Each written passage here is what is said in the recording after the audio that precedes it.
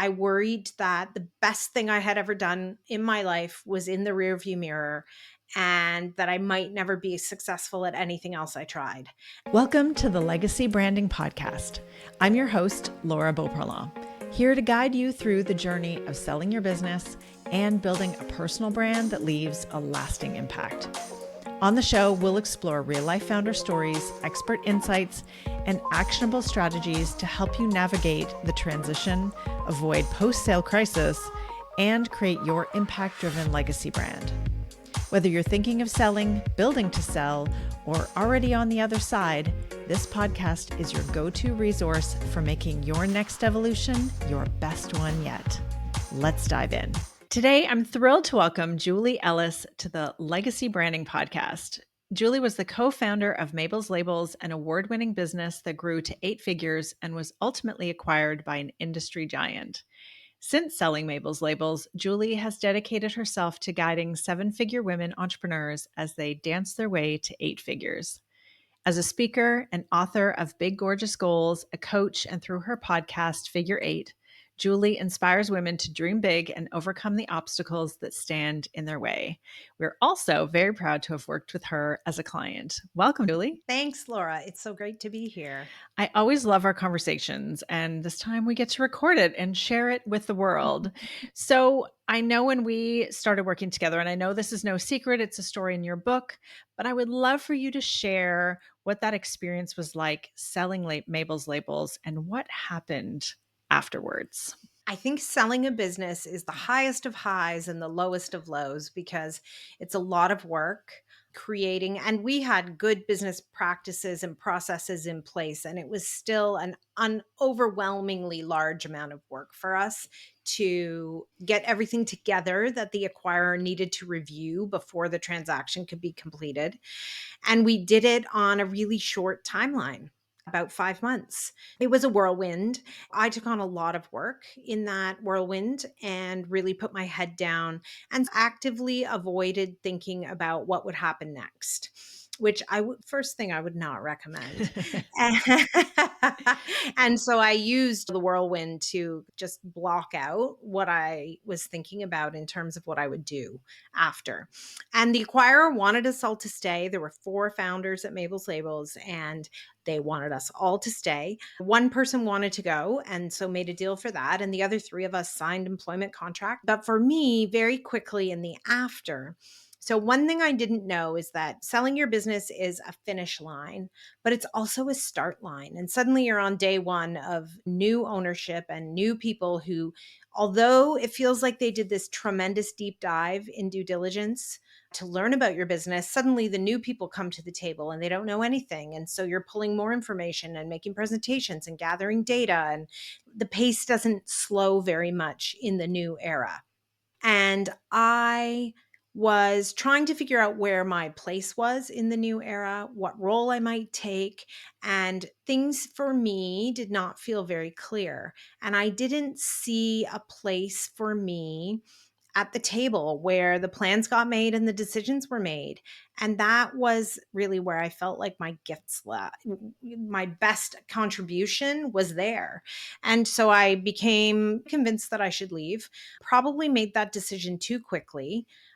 Within 6 months of the sale, I was out in the world. And that really led me to a phase of, I think, when you're kind of wired for climbing, for pinnacles, sitting yourself onto a plateau and choosing to do that is a bit of a foreign place to be. And I hadn't really thought about what I would do. My coach told me I needed to take at least 90 days before I did anything else. And like, it was summer, I threw myself into fun things. Time with family, with friends, bit of travel, just pretty relaxed environment. But as fall came that year, I really got stuck on my couch and I did not know what I was going to do next. I worried that the best thing I had ever done in my life was in the rearview mirror and that I might never be successful at anything else I tried. And that thought process really paralyzed me. And it took me a really long time, like 90 days was nothing. And when I think about my coach's advice, it took me a really long time to figure out how to get moving again. So, knowing what you know now, what would you do differently? Is there something, were you thinking at Mabel's Labels about selling, or did that come as a surprise? It came as a little bit of a surprise, the actual sale. We got approached, it was unsolicited.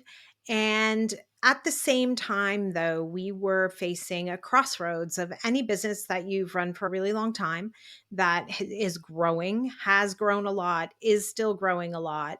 You reach crossroads where you start contemplating what the next era of that business looks like.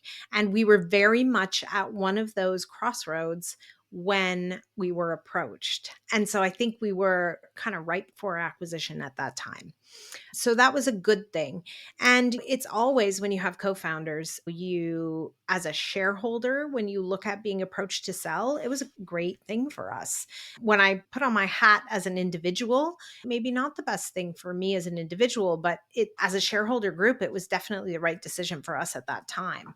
And off we went. And it was very fast. So, you spent that 90 days that trickled into Yeah. many more, wondering what is next and being paralyzed.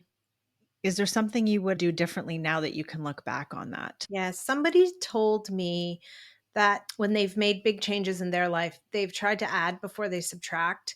And that really resonated with me because I feel like it was my whole life. I was very devoted to the business. I worked very hard.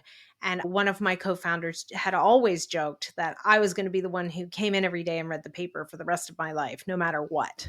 And I would be like one of those founders who everyone's like, oh, she's here again, and take up a boardroom and chat to people and drink coffee and see how things were going, kind of a retirement.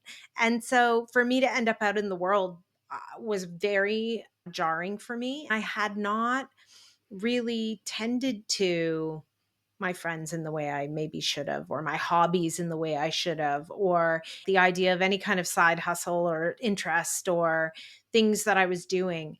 And so I think that for me, if I could have made one change, it would have been to really build up some other things in my life that felt important before I had the big subtract. Yeah, and I think that's why I've really focused so much on working with founders. It's conversations with you, working with you, and so many others that I've realized that when you are fully 100% invested only in the growth of your business, when you do sell, it's like you've lost a limb or a child, or you're like, who Mhm. am I without it? And that's Yeah. what happened to you basically. And I've seen this need that if you can start to add before you exit, it smooths out that transition. Yeah, I definitely think that would have been a really critical piece that would have been helpful for me. So what led to how did you get to big gorgeous goals and speaking and coaching? Like what talk about that path that got you to where you are now, So I did a little bit of consulting. I did a bunch of dabbling, and I which is was probably a introduced. good idea. It was a very good idea. And then I was introduced to somebody who was looking for a chief operating officer to come into their business so they could step back. And in fact, step largely out for a period of time. And so we did a trial where I went in on a consultant basis and a couple of days a week, and things worked out well. So I took that COO role and moved into a full time job working for somebody else, still in children's products. It was a great team. I loved my time there. But what I learned about myself was that I really wanted to build something else for me. And so that sort of feeling is what ultimately led me to leave there and start to look at building a coaching practice. So when I left, I had a plan that I was going to go and become certified as a coach. And I was starting those courses almost, within weeks of leaving. And so I had a plan that time of what I was going for. And then that led me to starting to do some workshops. And so I had the idea of Big Gorgeous Goals at that time. And I started doing workshops about it and started coaching and starting to do a little bit of a build on a speaking business, a workshops business, and a coaching business. And then when the pandemic came, the focus became coaching because other business dried up. And I was coaching on a very heavy schedule. And from that, I learned that I love coaching, but I can't do it on a full time basis because it is work where I'm putting energy out into the world all the time. And I love working with people, I love helping them, but I can't do it full time. And so that brought in the speaking and the other Yeah, masterminds and then things you're then working as the on. pandemic kinda waned, I was able to think about, yeah, where am I best? What's my best? And that's where the mastermind came from. So, I think through that process then, I started to really focus on working with more women, and the idea of having a podcast about it, because you started to hear stats like 2.1% of venture capital goes to women entrepreneurs, 25% of angel investment money goes to women entrepreneurs, and women start more businesses than men but often don't grow them as large. And so I started to really want to see more women growing bigger businesses and seeing their stories out in the world and talking about why we start businesses that might look different from the men that are in our lives, and why the needs we see in the world are so different. Yeah, and I think that's so important because I think there's a lot of women that want to grow really big businesses, but maybe they don't Yes. have the models before them, and you're really showing that there are actually a lot of women doing that through the interviews you do on your podcast, Figure 8, and I think it is important to discuss the hurdles and show them a path forward. You did it, right? You built a Yeah. very successful 8-figure business with your partners, and it is possible. So, in Big Gorgeous Goals, you talk about the hurdles that women entrepreneurs face. Can you share what some of those are that you see and, any tips on overcoming some of those? I think we are the CEO of many things in our lives as women, right? Whether it's our parents, if we have children, our friends, our households, our businesses. And so we have a lot on. And so I think figuring out how to say no to some of the things is part of chasing your big, gorgeous goals. Like you have to start creating space to imagine what you really want and what you want to go for. And then I think the second part of it is really about finding the strategies to overcome fear, because the first thing that's going to happen after you set a big gorgeous goal is that fear is going to come in about, can I do this? Is this too much? I don't know where I'll find the money or the expertise or how I'll learn this.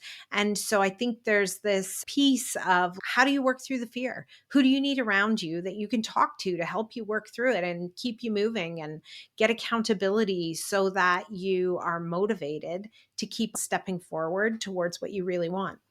Absolutely. And it's funny you talk about we're the CEO of many things. I was having this conversation with a friend last night because I was telling her that last week I found a bag of potatoes in my freezer that I had put there. Potatoes don't go in the freezer. Just a FYI, they turn into a mushy mess when you take them out. And I was like, Mhm, why did I'm like, having a mental mhm, breakdown, but I'm like, my brain is so full of all the things that I'm like, I went mhm, downstairs and instead of putting them in the pantry, I put them in the freezer. I was like, I was on autopilot going through the motions mhm. and basically ruined a bag of potatoes. But it's because I literally am thinking about, okay, kids' schedule. Did they brush their teeth? What are they having for lunch? Oh, what are we having for dinner? I've got to schedule this. Somebody's got that. I've got it. Like it's the logistics of just life that come into play, like not just my schedule, but sort of everything else. And so there is a lot that we are the CEO of. And so finding that time, as you said, to carve out and making the Mhm. space. And that's always a sign for me that I have too many things that I'm doing. If something completely falls out of my head and I miss something, a meeting or a Mhm. something, I'm like, oh, I have to look deeper at this because I am overscheduled or I'm just because I feel like I remember everything. And so if I forget something or do something silly like put potatoes in the freezer, it's because there's too many things that my brain is holding. I think that's definitely true.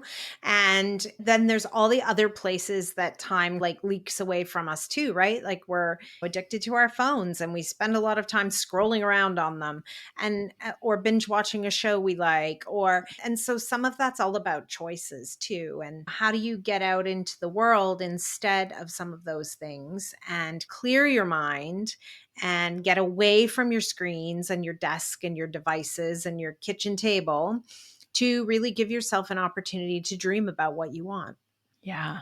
So, what do you see Mhm. as the advantage for women to be surrounded by other growth minded women as they're building their business? I think it's just the culture and community of support, of trying to work in a way where we can all rise our businesses and grow together to find success. And I think it's this, we need to find ways to be collegial together. We need to share where we can. And I know there's some things we can't share about our businesses, but there's a lot of ways to help each other, and that we can all grow bigger businesses and really rise together to make an impact in the world. Yeah, absolutely. So if, if there's a female entrepreneur listening to this and they're at 6 or 7 figures and they're maybe feeling hesitant or scared to reach for that bigger goal or go after something bigger, what advice would you give to them? I would say it's about bringing the right people around you to help you get moving. And so, whether that looks like joining a paid mastermind like the one I have, or setting up your own mastermind, whether it means hiring a coach and working one on one with somebody, bringing your business advisors or your mentors around you. Like, to me, it's about working through people and getting the right people around you to help with your growth plans. Accountability partners. I had somebody that I met with for a whole year. We met for 1 hour every week, and we were only allowed to work on the things that we were procrastinating on. And it broke through so many barriers for both of us over the course of that year. And so it's picking what it is you need to get you moving. And if you don't know, just finding other people who are trying to do big things to put around you, because you need the hell yes attitude for it, not the, oh, are you really sure? You've got to stop those. You've got enough of those voices right here. Yeah.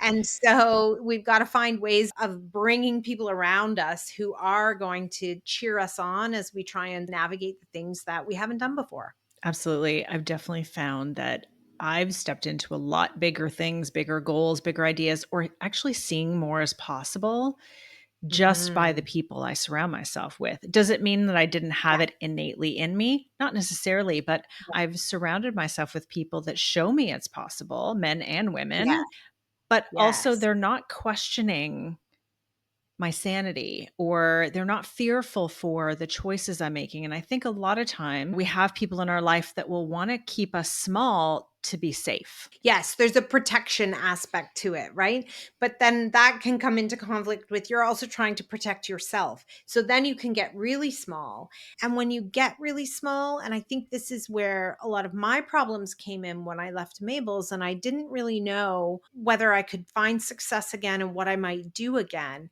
And it made me get smaller and smaller. I became more and more afraid to try anything. And once you become smaller and smaller, it's hard to break out of that pattern, right? And so it's why, like in the book, there's a metaphor of being trapped inside a box, and the box gets very small, and you create your own world that's just way too small for the magnificence that you have. So I think it's figuring out, how do you bring the right people around you to help you step into the light, to help you chase the big things, reach for the stars, and really fulfill your own dreams and destiny. Absolutely. And I think it's also not waiting for society and maybe the education Mm, system to catch up with where we yeah. are. And it is going to be the people you surround yourself with. I've shared this story before, not in this format. And I don't know if I shared it with you, but I think it's relevant. When we were living abroad, our kids were doing homeschool and our oldest was doing a business course for high school. And I was like, awesome, this is my jam. Like, so I was working through it with him, into the stories and the curriculum and the assignments and helping him through this. I'm like, I'm an entrepreneur. I've got this. And one of the examples was a woman, we'll call her Sophie. She was starting a children's clothing store, and her goal was to make $30,000 a year. And yet, this gentleman, on the other hand, I think his name was Pierre, and these were fictional. He wanted to start a children's clothing manufacturing business and make 2 Mhm. million within the first 2 years. And I was like, "Whoa, okay. Like, let's just put a pause on this. Let's talk about gender bias." You talked at the beginning about women not getting funding or getting a smaller portion of these different investments in their business. And if you look at it, it goes right back to this inception at an educational level. And my son didn't even see it until I explained it and it made sense to him. That was just, it's like going in. And that's both for the girls Mhm. doing the curriculum and the boys. It impacts them differently, but they don't even Yeah. realize it's happening. And that bias is in what they're being taught and maybe even what they're seeing in the media and different places. But I thought this is such a fascinating example of why society Mhm. still has not caught up with the mentality and the goals and the vision of so Yeah. many women entrepreneurs. Yeah, and that subliminal messaging of go and have your nice little store and make Yeah. your small amount of money at it is then, how do you be like, "No, sorry, I want the $2 million. Thank you very much." Yeah. And how do you find the people that are chasing the $2 million? Because those are the people that you need around you. Yeah. And you need to find some peers who are roughly in that same place as you because you can help each other. And then you need to find some of the people who are ahead of you who might give you some of their time and work with you to move yourself forward. I think it's a multi pronged kind of approach. And it's that place where you've got to grow yourself as a leader and a person who's trying to do big things. And that is never a static thing. You're not going to be the same leader tomorrow that you were yesterday. Absolutely. So if there's some women listening and they are resonating with your message, they want to grow, how do you help them? What's the best way that they can work with you, whether it's through your mastermind or coaching or speaking, your book? Talk a little bit about that. I think at the most entry level way would be the book or the audio book, right? And sort of read the stories because my story, lots of my stories in the book, but there's also the stories of 16 other women in the book who've all done amazing things. So there's some inspiration there combined with a good dose of practical advice around things you can do as you grow. And then stepping up from there, you start looking at, the mastermind or one-on-one coaching or a one-on-one program where you work with me and we create a plan for strategy that you can just go away and work on executing yourself. So I think there's a few different ways for people to find me. And of course, they can follow me on social media and LinkedIn and see the things that I'm talking about as we go forward too. Absolutely. And we'll make sure to share all the links so people can connect with you. So I have one last question for you. Yeah. And this is called the Legacy Branding Podcast. And I would love for Mhm. you to share, what does legacy mean to you? And what is the legacy that you want to leave behind? I think about the legacy of what I did in starting Mabel's Labels and the ultimate privilege of sitting in an airport anywhere in the world and seeing someone roll by with a Mabel's label on their backpack or their suitcase, right? So there's a legacy piece that even now, almost 9 years later, I still get the thrill when I see it. And then for the legacy that I'm creating now and what I'm doing, I think it's really about bringing women together and making us all better. Growing bigger businesses, busting through the roadblocks that we see in front of us and cheering each other on as we do it and just creating a real environment that in my small corner of the world is helping both me and lots of other people raise up. Absolutely. Julie, thank you so much for your insights, for your story. It has been such a pleasure working with you as well and seeing your business grow. And I wish you so much success. And if any amazing women entrepreneurs are out there, I hope they definitely reach out and connect and join your mastermind and work with you. Thanks, Laura. It was great. And I love the work we did together. My brand is so great. So thank you so much for helping me put out into the world what I want to achieve. It was absolutely our pleasure. Thanks for tuning into the Legacy Branding Podcast. I hope today's episode has inspired and empowered you on your journey to building a brand that truly matters. If you enjoyed today's show, please subscribe, leave a review, and share it with other founders who you think would benefit from listening. And if you're ready to take the next step in building your legacy brand, visit our website, labcreative.ca, to learn more and book a call. Don't forget to join us next time for more conversations that will help you navigate your transition and create your legacy. Until then, I'm Laura Beauparlant.